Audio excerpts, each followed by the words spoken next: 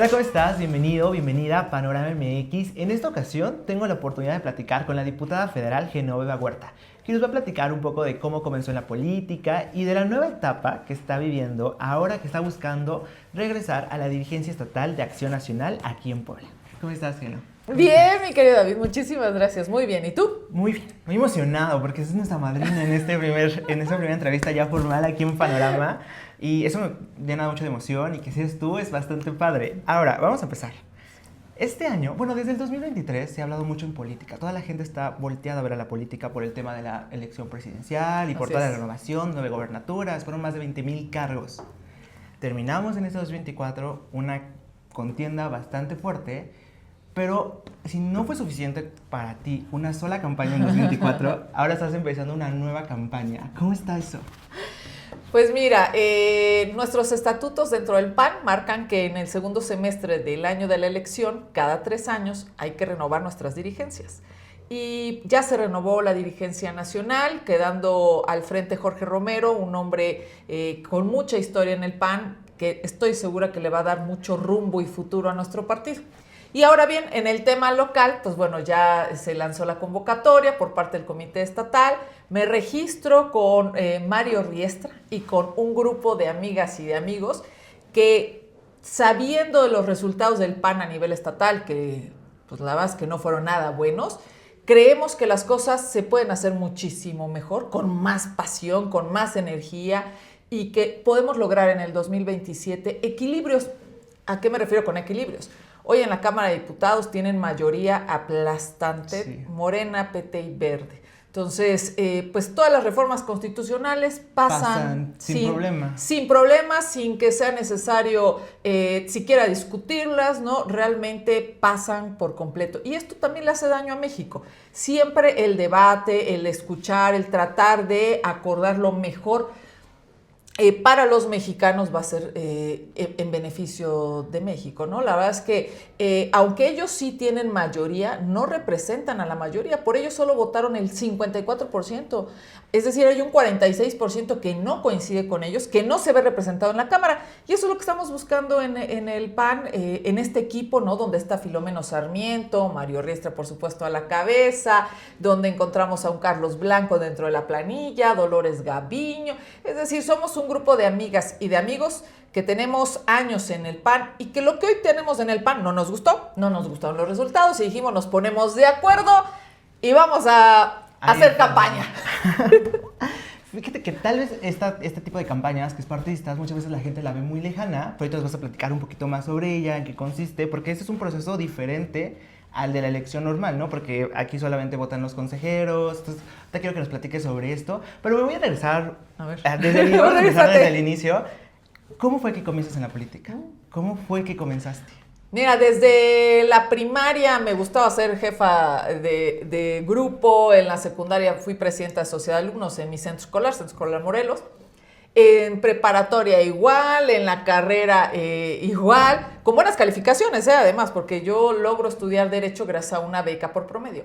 Y siempre me gustó. Y desde antes que cumpliera yo 18 años, me afilio al PAN. Obviamente, pues no podías... No, pues no eras militante. Pues no eres militante, pues no tenía yo ni credencial de lector del IFE, del ese entonces, ¿no? Ni de seguro no ubicas que era el IFE, pero bueno. Me afilio al PAN, ya cuando cumplo 18 años ya me invitan formalmente a apoyar al PAN, apoyar en todos los sentidos, pegar gallardetes, repartir volantes, no sabía manejar ese entonces, pero bueno, era manejarle o apoyarle, ¿no? Todo al candidato, coordiné campañas, es decir, mi historia en el PAN ha sido muy, muy completa. Me afilio al PAN porque precisamente lo que yo veía en mi junta auxiliar, yo soy de San Pablo, bueno, crecí en San Pablo, Xochimilhuacán, lo que yo veía no me gustaba, porque cada vez que había elecciones, el PRI de ese entonces llegaba y decía, ahora sí te voy a pavimentar tu calle, nada más tienes que votar por mí. Pero llegaban todos, el candidato a diputado, todos los que podían llegaban y nos prometían la calle. Bueno, 30 años tardamos y nadie nos... entiendo. Claro, obviamente cuando ya vas en la prepa me entero que pues no todos te pueden prometer la calle, no, porque eso solo es facultad del presidente municipal. Pero mientras nos vieron la cara de paisanos, ¿no? Entonces, a mí el PRI de ese entonces no me gustó, por eso me afilié al PAN, queriendo pues precisamente algo distinto a lo que teníamos. Recordemos que el PRI de ese entonces, estoy hablando de los 80s, ¿no? Era hegemónico, ¿no? Incluso los... Como un poco de lo que estamos viviendo ahorita, ¿no? Que todo... Por eso lo platico, Por eso lo platico. Incluso el gobernador, recordemos, Manuel Bartlett, ni siquiera es poblano, ¿no? Y nos lo mandan desde México. Es decir, centralismo, las decisiones se tomaban por una sola persona, por un solo partido. Recordemos que no había equilibrios en las cámaras, fue hasta el 97 que empezó a haber equilibrios, pero es decir, un solo partido nos veía la cara a todos, y muchos mexicanos se conformaban con algunas migajitas que les daban, pues para irse a formar a las 6, 5 de la mañana por leche, ¿no? Que luego nos enteramos hasta que la leche quién sabe qué cosas tenía, ¿no? Es decir, ese PRI de ese entonces, de los 70s, es precisamente el PRI que hoy tenemos, a nivel nacional. Entonces, pues yo por eso me afilio al PAN. Y hoy, con mucho mayor razón, estamos en el PAN, o estoy en el PAN, convencida de que no puede regresar esa época en la que un solo partido, una sola persona decide el destino de los mexicanos. Nos merecemos algo mejor. Por eso fue que me afilié al PAN y por eso es que sigo en el PAN militando y haciendo de la política, además de ser mi vocación, haciendo una tarea diaria. Sí, porque al final de cuentas, el estar tanto tiempo y pasar por tantos momentos en tu vida política, llegas a conocer toda la estructura, ¿no? Como dices, empiezas desde el volanteo y ahora también has llegado a la dirigencia. Entonces, conoces todas las etapas, conoces cómo es que se puede guiar un partido y qué es lo que necesita. En ese sentido, me gustaría preguntarte, tú has vivido grandes etapas en el PAN, se han vivido varios momentos, pero hay dos etapas en donde muchos dividen, ¿no? El tema del Yunque y después el tema de Moreno Valle. Y para personas, por ejemplo, de mi edad, a veces, para nosotros, que soy más chico, que estoy comenzando en el tema de la política, es complicado a veces conocer lo que pasó antes, ¿no? Porque teníamos 5, 4, 10 años, entonces no conocemos esto. En ese sentido me gustaría que me platicaras cómo fue esta primera etapa en donde se habla del Yunque, esta forma, como mito que se crea, bueno, no mito, pero esta idea que se crea en el partido. ¿Cómo era esa etapa y qué es el Yunque? Cuando yo empiezo formalmente a militar dentro del PAN, quien llevaba las riendas del partido era el Yunque. Es decir, un grupo de 3, 4 familias que decidían el destino del partido, con un partido muy chiquito. Yo creo que no éramos más de 8,000 personas a nivel estatal. Es decir, imagínate el tamaño de Puebla como estado, que es de los más grandes, y solo éramos 8,000 personas en el PAN. Y ellos decidían absolutamente todo, decidían quién iba de candidato, ellos decidían quién iba a ser candidato. Nos la disfrazaban un poquito con algunas asambleas, pero la verdad es que al final ellos decidían prácticamente todo. Y muchos de nosotros, los que vivíamos en juntas auxiliares o los que vivían en el interior del estado, la verdad es que tampoco tenían oportunidades. Incluso muchas veces sus candidatos a diputados eran de Puebla capital. Y ni conocían el lugar. Pues no lo conocían, ¿no? Entonces, fue a base de ir como abriendo espacios, que por ejemplo llega un Luis Paredes. Luis Paredes llega gracias al apoyo de la periferia, es decir, de los militantes de las juntas auxiliares. Así fue como llegó un Luis Paredes, que además disruptivo completamente, que aunque pertenecía a ese equipo ciudadano y pertenecía a ese equipo, la verdad es que pensaba en crecer el partido. Esa fue quizás la primera etapa o un momento en el que se intentó abrir un poquito más el partido. Pues que expulsan al pobre de Luis Paredes, el propio Lalo Rivera, ¿no? Entonces, total, seguíamos siendo muy pocos. Fue hasta que llegó Rafael Moreno Valle que el partido empieza a crecer con militantes. Llegamos a ser cerca de 30,000. Me parece que todavía éramos pocos, pero bueno, 30,000. ¿De 8,000? De 8,000 a 30,000 por lo menos fue el doble o 3 veces más, ¿no? Y además los espacios, uno se los tenía que ganar. Yo fui candidata en el 2015, sin embargo, un año antes me dijo, bueno, ¿quieres ser candidata? Empiézala a caminar. Oye, pero empiézala a caminar. Y pues empecé literal a caminar con unas tarjetitas de presentación. Y lo que hacía Rafa era encuestas, ¿no? Y te decía, pues vas re mal o vas bien. Y después, al finalizar el año, te decía, pues a ver, vengan, porque nos ponía a caminar a muchos, no era la única, nos puso a caminar para ese distrito como a 5. Y a ver, aquí están las encuestas y el que va más arriba va de propietario y el segundo va de suplente y los demás échenle ganas, ¿no?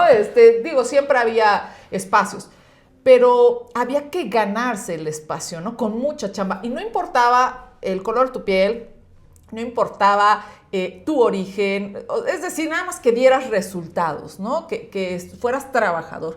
Y así fue como abrió el partido, Rafa, a muchos perfiles que no hubiéramos encontrado espacio en ese PAN chiquito, en ese PAN acotado, en ese PAN de solo 3, 4 familias, donde se prefería, o más bien negociaban, ellos siempre ganaban, negociaban perder. Y pues ellos tenían sus negocios, al final empresarios, ¿no?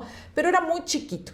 O sea, era lo que se jugaba como al ser el gran perdedor, ¿no? El que en lugar de ir a que ganar como la diputación, iban por las plurinominales, ¿no? Exactamente. En las regidurías igual las plurinominales. Igual. No se luchaba por crecer ni por que en los municipios tuvieran mejores candidatos a alcaldes y ganáramos. Nada más era, pues a ver cómo negociamos con el gobierno en turno y nosotros hacemos como que jugamos y pues perdemos, pero me das contratos, ¿no? No, esto no es lo que yo creo, eso sucedía, ¿eh? Entonces, pues bueno, se abrió el partido.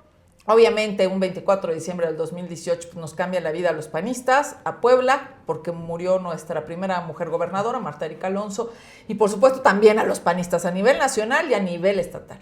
Y las circunstancias fueron muy complicadas, sin embargo, pues bueno, ahí están los resultados también. Crecimos, eso obligó que creciéramos todos, que creciéramos y muchos como tu servidora que nos tocó ver un PAN cerrado, acotado, que perdía, mediocre, a un PAN ganador, echado para adelante, que ganaba elecciones. Pues bueno, hoy lo que queremos y lo que buscamos precisamente eso. Sabemos que las condiciones no son las mejores a nivel nacional, pero sabemos que trabajando en el 27 y en el 30 nos puede ir mucho mejor.